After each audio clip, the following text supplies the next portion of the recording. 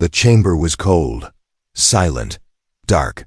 Only the hum of machines broke the stillness, and even that felt far away, like it belonged to another world. A man lay inside a glass pod, unmoving, as if frozen in time. His name was Elias Kane, human. Age, 32. Occupation, unknown. Status, prisoner. Suddenly his fingers twitched. A faint beep echoed from the pod, and the glass slowly slid open. Steam hissed out. Elias gasped for air and sat up, coughing hard, his body weak and his mind confused. His eyes blinked rapidly, trying to focus in the dim blue light. He looked around. The room was metallic and smooth, walls pulsing with slow-moving alien patterns.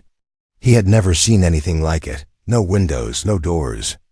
No sound of life, he whispered. "Where am I?" A voice replied, soft but sharp, echoing from above. "You are awake. Good." Elias jumped. "Who's there?" A figure stepped forward from the shadows. Tall, thin, and glowing faintly with green light. Its eyes were large, black, and unblinking. "Not human, not even close." "You are not to leave, Elias Kane," it said calmly. "We are eternally bound now. You can't go anywhere." Elias stood up shakily, backing away. "What the hell does that mean?" "Who are you? Where am I?" The alien tilted its head. Its voice had no emotion. "You were preserved for 37 Earth years. You are the last human alive." Elias froze. "No," he said quietly. "That's not possible. I was on a ship. I was leaving Earth for Mars. That was a mission. A year at most. Your mission failed. Earth no longer exists. It was destroyed in the War of 12 Suns. You slept while your world died." Elias fell to his knees. His hands shook. His breath became fast and uneven. No, this isn't real." The alien moved closer, watching him carefully. "I am not your enemy. I saved you." "Saved me?" Elias shouted. "You kept me locked in a tube like a lab rat. You would be dead without me. I broke every rule of my kind to protect you." Elias stared at the alien, his mind spinning. He couldn't believe it. Earth? Gone? Everyone? His family? His friends? Dust? He tried to remember the last thing before the sleep. The launch, the black sky, then nothing. "You lie," he whispered. "I do not lie," the alien said. "I recorded everything. You may see it if you wish." Elias looked away. His eyes were wet, but no tears came, just cold shock. "Why me?" he asked. "Why save me? You are not ordinary," the alien replied. "You carry something unique, a signal, a code buried inside your DNA. My people feared it. I did not." Elias stood slowly, his voice quieter now. "You're not making sense. What code? What are you talking about?" The alien's glow dimmed slightly. It looked, if possible, hesitant. "You will understand soon. But first, you must recover. Your mind is still weak." Elias stepped forward. His fear had not gone, but something else had risen now, anger. "Don't treat me like I'm broken. You've kept me locked up for 37 years, and now you expect me to trust you? I do not expect trust. Only survival. There are others who will come. They will sense your awakening. They will try to kill you. Who? My kind." The words hit like thunder. Elias didn't respond at first. He just looked around the empty room, as if some escape might appear. But there was nothing. No doors, no airlocks, no hope. "You're telling me I'm alone. In the middle of space. My planet is gone. And the only creature that saved me is also part of the species that wants me dead?" The alien didn't blink. "Yes," Elias gave a small laugh. Not from humor, just disbelief. "Great, just great." There was silence. Then the alien stepped forward again. "I gave you life, Elias Kane. In return, I only ask that you listen." Elias looked at the alien. Deep. Inside those dark eyes, He thought he saw something: unexpected pain. Or maybe regret. He didn't trust it, but he had no choice. "Fine," he said, "I'll listen. But the second you lie to me, I'll find a way out of this place. And if Earth really is gone, then I have nothing to lose." The alien simply nodded. Then our story begins. And somewhere far above them, in the dark void of space, something else stirred, something ancient and angry and hungry. Elias Kane stood at the edge of the strange platform. Below him, thousands of lights blinked inside. Long, transparent tubes, just like the one he had woken in. But these tubes were empty, silent, abandoned, forgotten. He turned to the alien beside him. Its name was never spoken. It never offered one, and Elias never asked. He simply called it Watcher. It was always watching. "You said I'm the last human," Elias said, his voice flat but shaking deep inside. "Then what are these?" "Failures," the Watcher answered. "Ghosts," Elias stared. Each pod held dust, bones, or nothing at all. Some had shattered. Some had strange claw marks on the inside of the glass. "They tried to save others," the alien continued. "But none survived stasis, only you. Why?" Elias asked. "Why did I survive when they didn't?" "You have resistance. Your body adapted faster. But more than that, it was your mind." Elias shook his head. "I'm just a systems engineer. I worked in Mars colony simulations. I'm not special." "You are," the Watcher said. "Your kind always believed strength was in the body, but the truth lies deeper. In your thinking. In your will." Elias looked back down at the pods. His people, all gone, a whole planet turned to dust. And yet he was alive, breathing in this cold tomb of metal and machines, surrounded by a species that once tried to erase his kind from the stars. Watcher led him to a dark hall filled with moving lights. The walls shimmered like liquid. As they walked, the alien spoke. "There was once a council of 12 suns," it said. 12 powerful species that ruled this part of the galaxy. Your planet was seen as a mistake, a dangerous experiment, created by something older than all of us. Elias frowned. "You mean evolution?" "No," the Watcher replied. "We mean design." A panel slid open. A large screen appeared. A planet flickered into view, Earth, as it was before the fall. "Beautiful, blue, full of life. We feared your species," the Watcher said. "Your speed, your violence, your emotion. You were not like others. You did not bow. You did not obey. You questioned everything. That made you unpredictable and powerful. So you destroyed us?" Elias asked, fists clenching. "No. Not us," the Watcher replied. "Not all of us agreed. Some of us believed humanity was the future. Not a mistake, but a beginning." The screen changed. It showed a fleet of ships, giant, black and sharp like knives, hovering near Earth. Then fire, blinding fire. Cities vanished. Oceans boiled. Skies turned black. Elias looked away. "Turn it off." The screen vanished.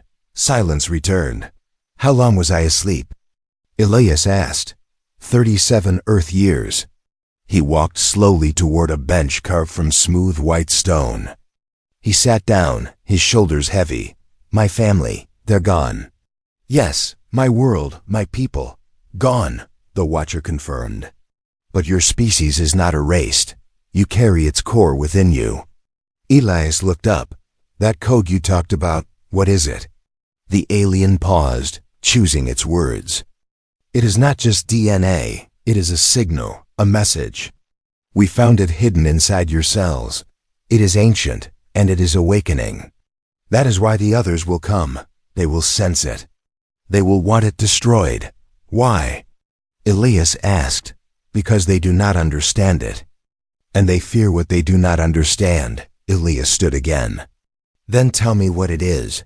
Help me understand it." "I cannot," Watcher replied. "Not yet. You must evolve into it." Elias laughed bitterly. "So what now?" "I stay locked." In your flying prison until I become a magical alien-human hybrid? This is not a prison, the alien said quietly. It is a sanctuary, for now. Suddenly, the walls pulsed red. A deep alarm echoed through the ship. The watcher turned sharply. They found us. Who? Ilias asked. My kind. The ones who voted for your extinction. They are close. We must leave orbit. The ship began to shake. Ilias grabbed the edge of the bench. Where are we going? Somewhere hidden, the watcher said. Somewhere even they won't follow, but first.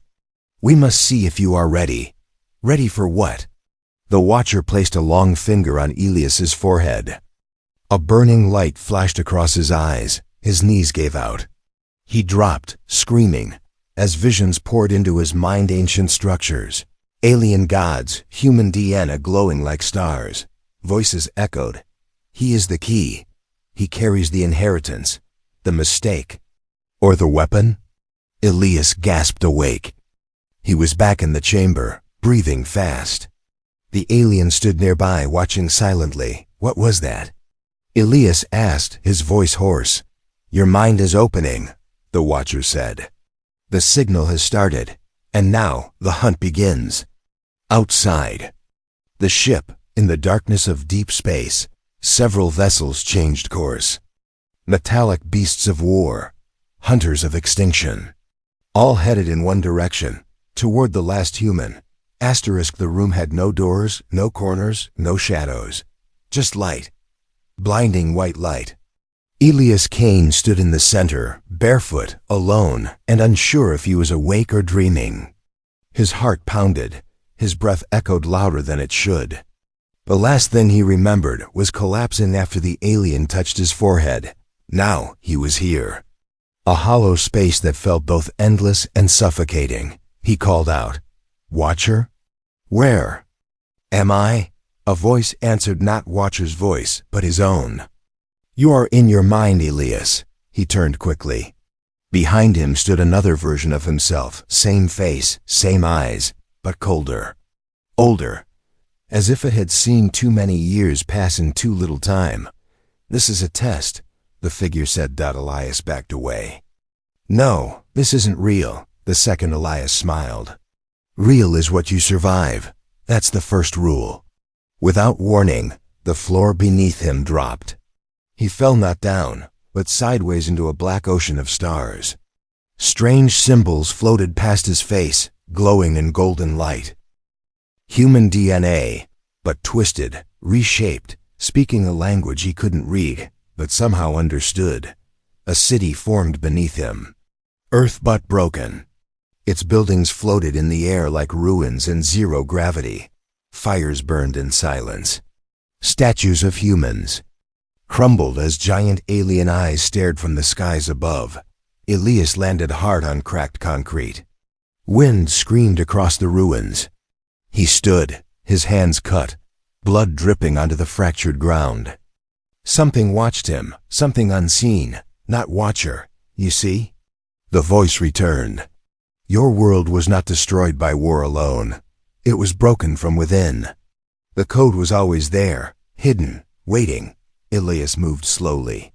Every sound felt too sharp, every shadow too deep. As he walked through the wreckage, he saw people frozen in mid-motion. A woman reaching for her child. A man shielding his face. A girl smiling at nothing. He blinked. The people vanished. This is not memory. He whispered, it's programming. He reached a tall mirror that stood in the middle of a broken street. No reflection.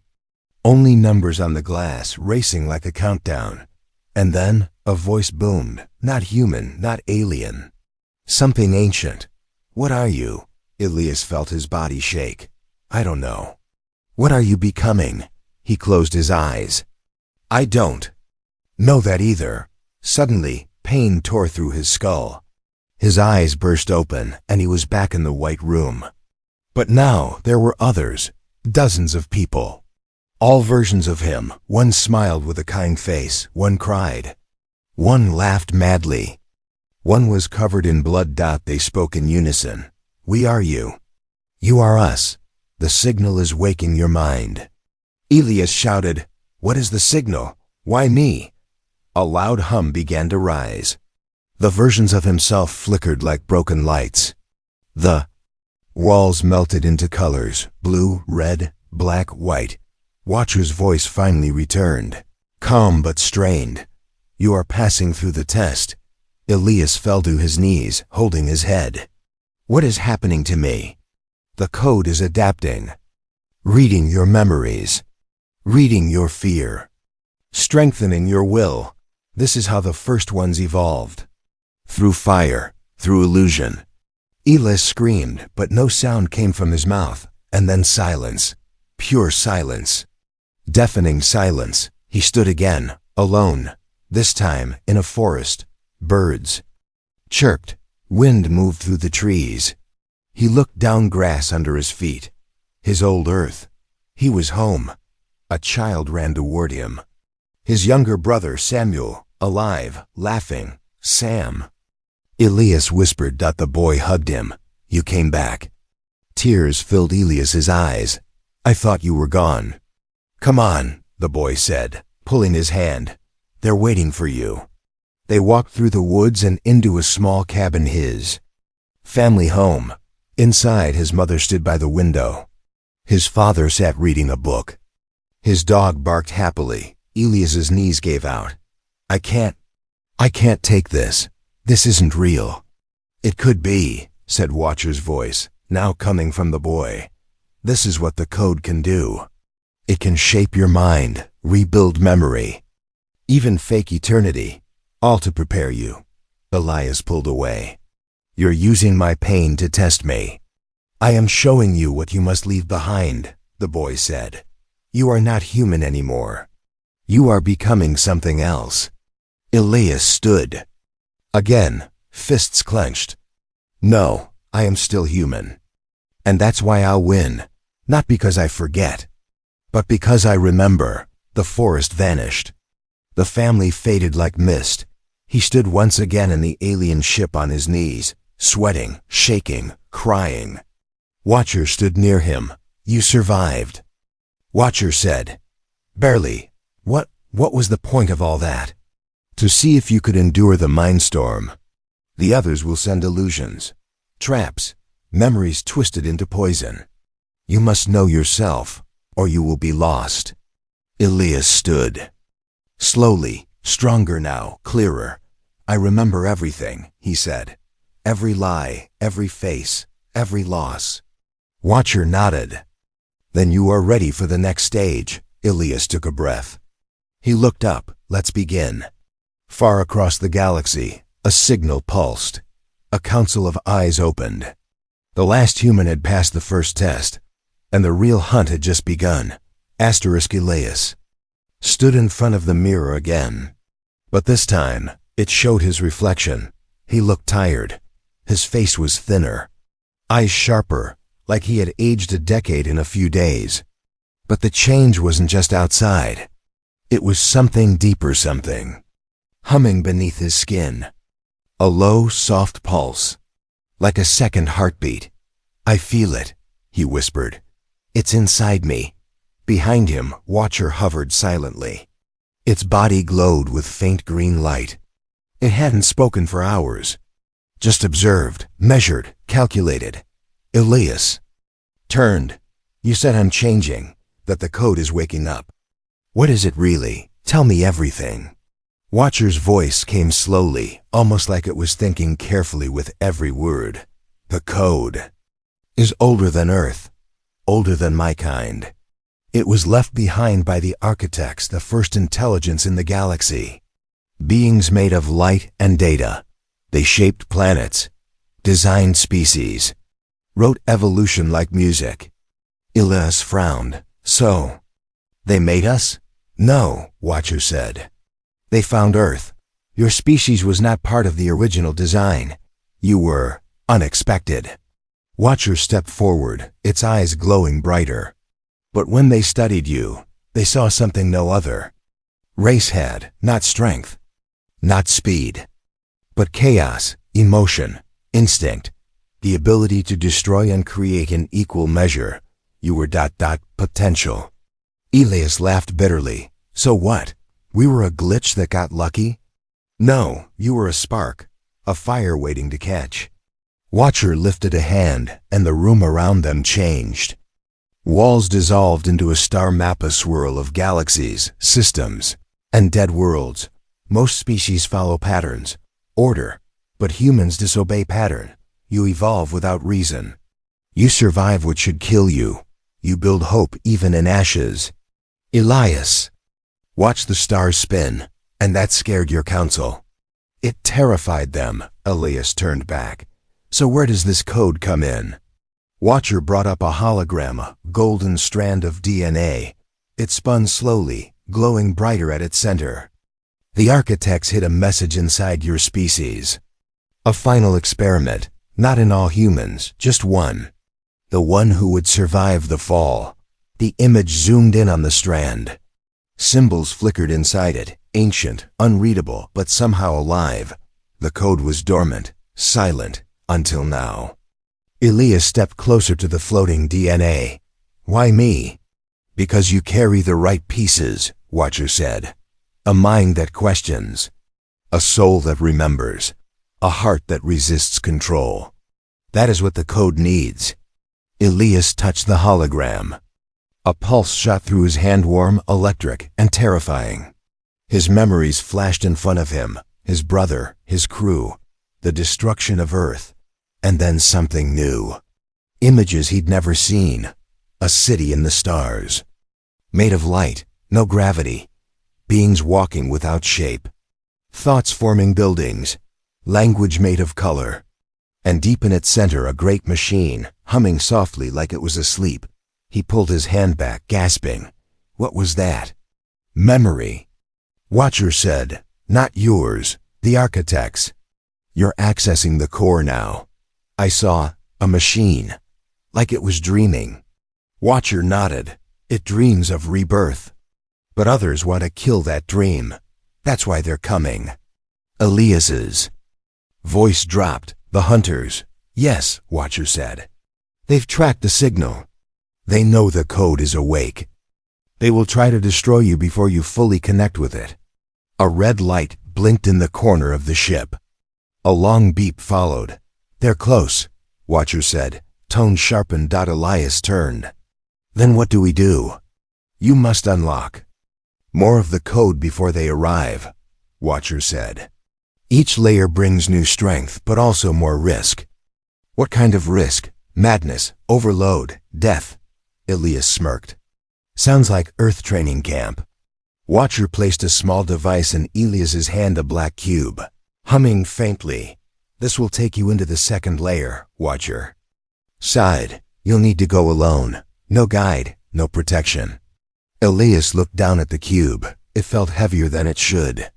Like it carried more than just data. He nodded. All right. Let's find out what's really inside me. He pressed the cube. The room shattered into light.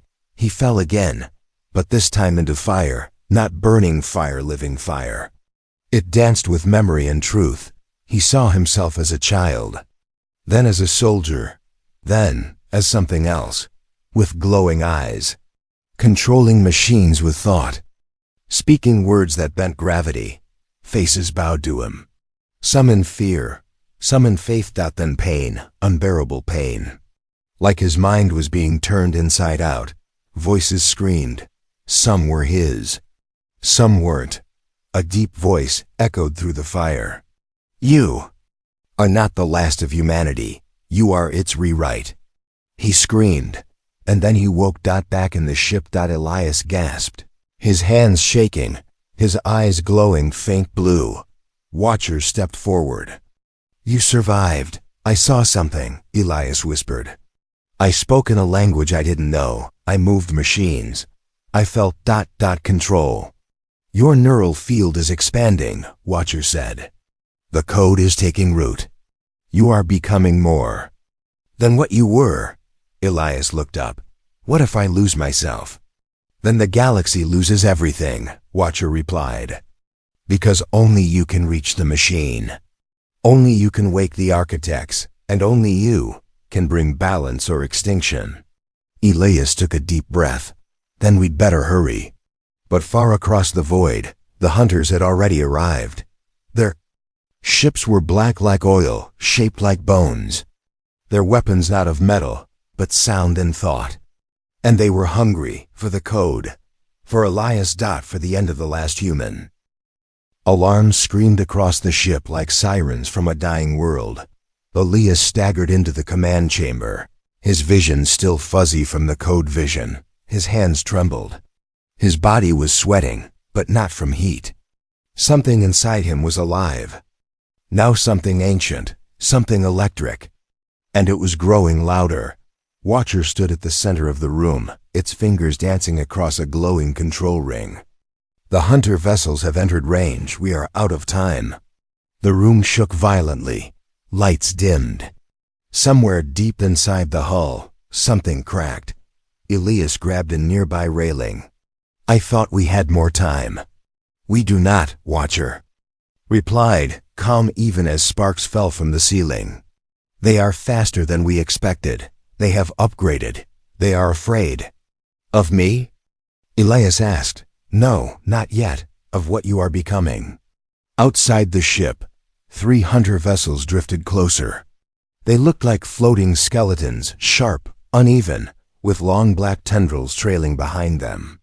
These were not ships built with metal and engines.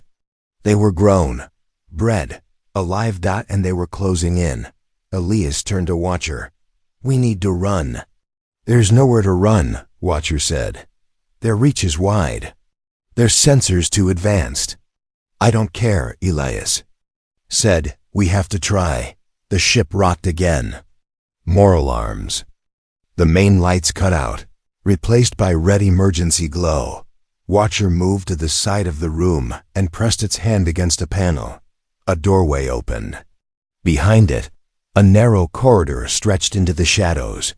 This path leads to an escape pod. It said, if you take it, they may not follow. You will be adrift, alone, but alive. Elias stared at the corridor, dark, narrow, leading to safety. Or something close to it. Then Watcher pointed to the center of the room.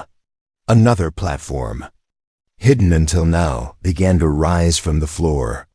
At its heart was a strange chair, half machine, half organic. It pulsed faintly with blue light, as if waiting. This is the interface chamber, Watcher said. If you sit, the next layer of the code will activate. You will become linked to this ship, and to me. They will know. They will come faster. They will not stop. Elias looked at the chair. What happens if I accept it? You will change, Watcher said. Fully, no going back. You will no longer be just Elias Kane. You will become the code bearer. The architect's design, their weapon, or their cure. Elias didn't move. His heart pounded louder than the alarms now. What if I'm not ready? Then you will die, Watcher said simply. Elias looked at the 2 choices before him. To the left, escape, silence, a chance to hide. To live a small, quiet life in some forgotten corner of the stars. But also, loneliness, emptiness, no answers. To the right, the chair, the code, the pain, the unknown, the war, but also purpose. He closed his eyes. The images flashed again. Earth burning, his brother laughing, the machine and the stars. The light inside his blood. He opened his eyes. Walked forward. I didn't survive 37 years in a pod just to run, he said. I need to know who I am. What this thing is inside me. If I die doing that, fine. He sat down. The chair closed around him, soft but strong. Like being hugged by something much larger. Watcher moved forward. Breathe. Do not resist. The ship faded. The lights vanished, and Elias fell again, but this time not through space, not through memories. He fell through himself. His mind stretched, pulling in directions he didn't know existed. Colors without names spun around him. Sounds without language whispered to him. He saw DNA unfolding like a flower. Symbols lit up across each strand. each one a word in a language that was never spoken but only felt. He saw Earth from above, from inside its atoms. He saw humanity rise and fall in fast motion. Fire, ice, stone, blood, metal, light. And at the center of everything himself. Not just a man, not just a survivor, but a rewrite, a seed of something new, a choice. He gasped awake. The chair opened. He fell forward, coughing, shaking, glowing. His veins were lit with faint golden light. His eyes were no longer just blue. They shimmered with fractals of energy. Watcher watched, unreadable. It is done. You have accepted. I feel everything, Elias whispered, like I've lived 1,000 lives in a second. You carry the code fully now, Watcher said. You are the key. Suddenly, the wall behind them exploded. Metal shards flew. Elias shielded his face. One of the hunter ships had breached the hull. From the smoke, a creature stepped through, tall, thin, shaped like a shadow with a face made of moving knives. It spoke without a mouth. The code belongs to no one. Elias stood, his body glowing. Brighter. It does now. The creature lunged. Elias raised his hand. Instinct, not thought, and the creature stopped in midair. Frozen. His voice dropped. Calm, powerful. Leave. The creature screamed, not in fear, but in pain. Like a virus burning. It exploded into dust. Watcher stepped forward. You are no longer just human. But you must never forget that you were one. That is your anchor. Elias breathed deeply. His hands still glowing, I remember. And as more hunter ships closed in, Elias turned toward the stars, not to run, but to face them. Space was silent, but the ship trembled with purpose. Elias stood at the edge of the observation bay, the stars stretched wide before him like a canvas of cold fire. But something had changed. The stars no longer looked distant. They looked reachable. Benda, ple. He raised his hand toward the window. The glass rippled, not cracked, not broken, reacted. As if space itself was listening, he lowered his hand slowly. Behind him, Watcher stood in still silence. You're not just sensing energy now, Watcher said. You are moving it. I didn't mean to, Elias whispered. It just happened. That is what power becomes when it begins to understand itself. Elias turned away from the stars. His reflection in the window no longer looked fully human. His pupils shifted like liquid. His skin held a faint glow under the surface. But it wasn't just physical. It was his mind. He remembered things that never happened to him. He saw systems he had never studied. He understood languages he'd never heard spoken, memories that belonged to the architects, or perhaps to the code itself, now lived inside him. Watcher approached. You are not finished. You are still forming. The fusion is not complete. Elias nodded. But I feel stronger. Strength is not the goal, Watcher replied. Balance is. Elias paced the deck. Then why do I feel like something inside me wants to take over? Because it does. Watcher stepped closer. The code is not just knowledge. It is identity. It will try to overwrite you. You must stay human. Elias clenched his fists. What if being human isn't enough? Then everything ends. Before Elias could reply, a siren echoed through the ship. Red lights spun. The floor vibrated with a deep hum like something ancient had just awakened. Watcher turned. They're here. The viewing window showed 5 hunter ships now. Not bone white like the last ones, but black, reflecting no light at all. Their shapes were wrong, always shifting, like they were alive and dreaming. A voice flooded the ships. Comes low, metallic, and full of static. Return the code, or perish with it. Elias stepped forward. Let them try. He moved to the command chair and placed his hands on the controls, but they responded before he even touched them. The ship recognized him. Energy surged through the metal. Lights pulsed. Doors sealed. Weapons aligned. He didn't need commands anymore. He was the command. Watcher watched him with silent awe. The fusion is further along than I believed. Elias's mind split into layers. In one, he could feel the ship's engines. In another, the weapons. In a third, he could see the hunter ships, calculate their movement, their threat level, their heat signature. He didn't need to think. He knew. But in the very back of his mind, a voice spoke. Give in.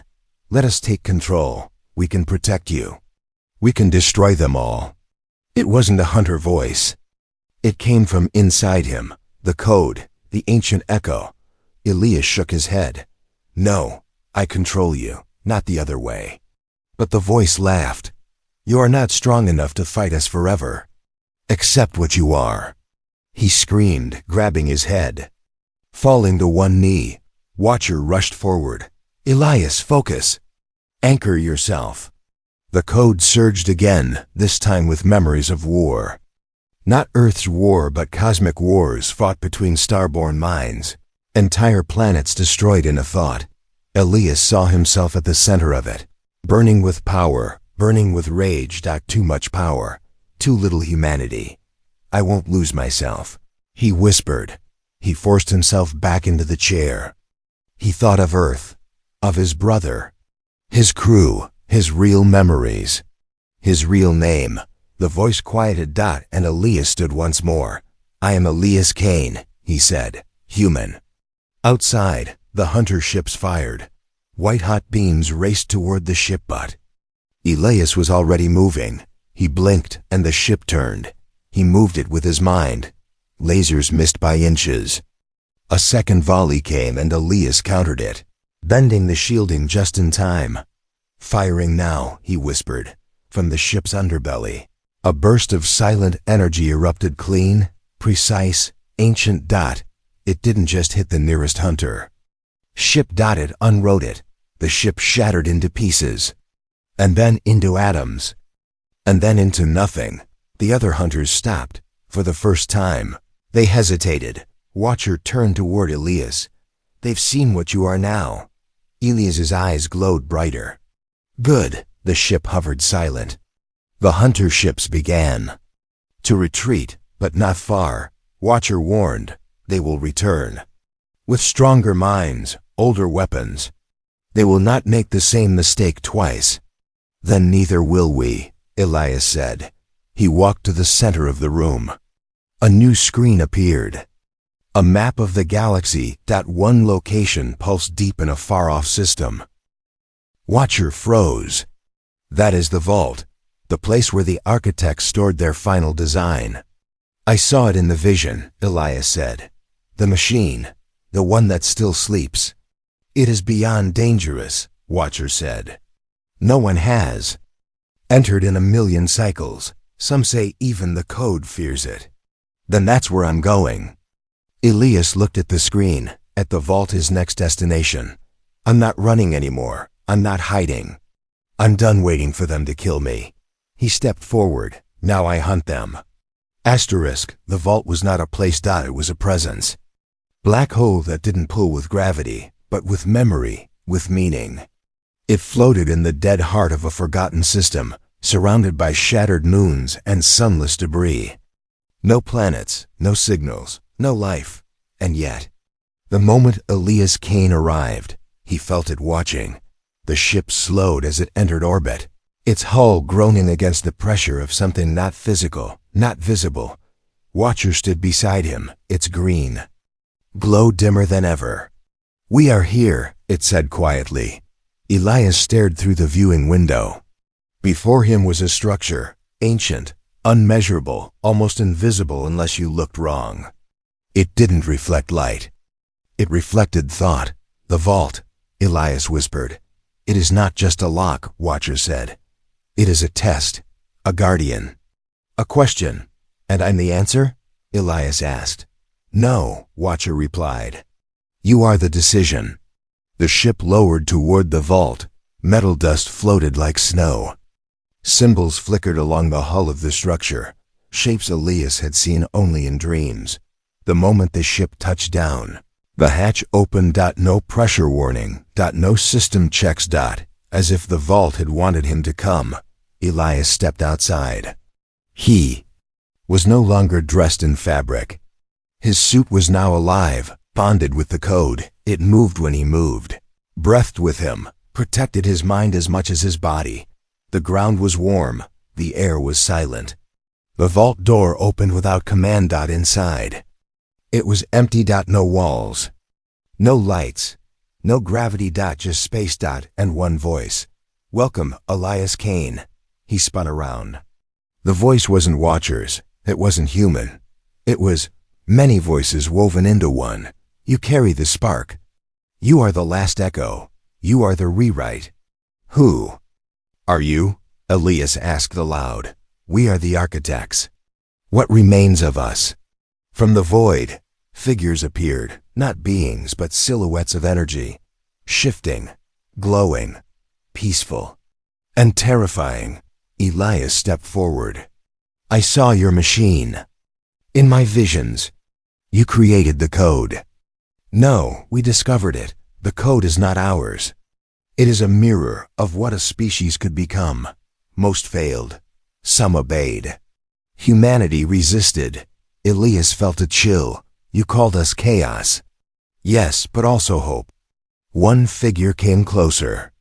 It extended a hand, made of light and memory. "You are no longer only human, and not yet one of us, but you are a bridge. And bridges must choose what they connect, and what they burn." Elias's voice hardened. "Then tell me, why did you let Earth burn? Why let billions die?" The voice paused. "Because we do not interfere. Not until one of you reaches the vault. Not until a mind is ready to carry the choice." Elias clenched his fists. "What choice?" The light shifted, and the vault changed. Now it was a battlefield. Elias stood on Earth's ruins again, but this time, the sky burned with stars from thousands of civilizations, and each one aimed their weapons at him. "You can destroy the code," the voice said, "and the experiment. Let the galaxy remain as it is, controlled, ordered, predictable." The image changed. Now Elias stood among beings of all kinds, alien and human alike, working together, building, surviving. Or you can spread the code, share it, uplift, unify. But that path leads to war. The old powers will fight. Millions.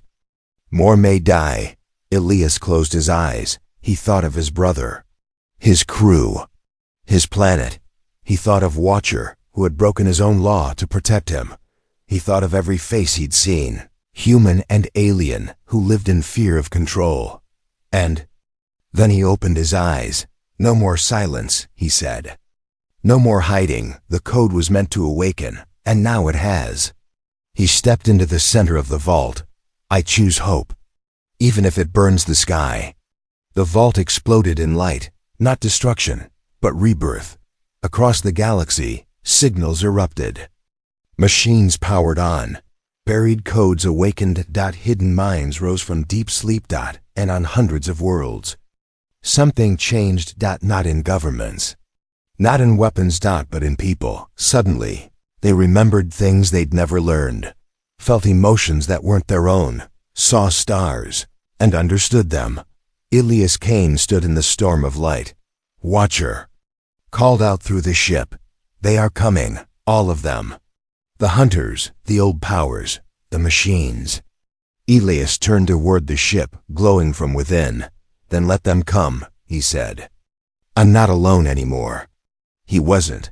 Across the stars, the first code bearers were awakening. Children, elders, farmers, soldiers, not chosen by blood, but by belief. The vault pulsed one last time and vanished.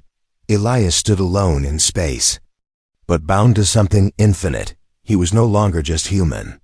He was purpose. Bound not by fear, but by choice. By memory. By hope. Forever.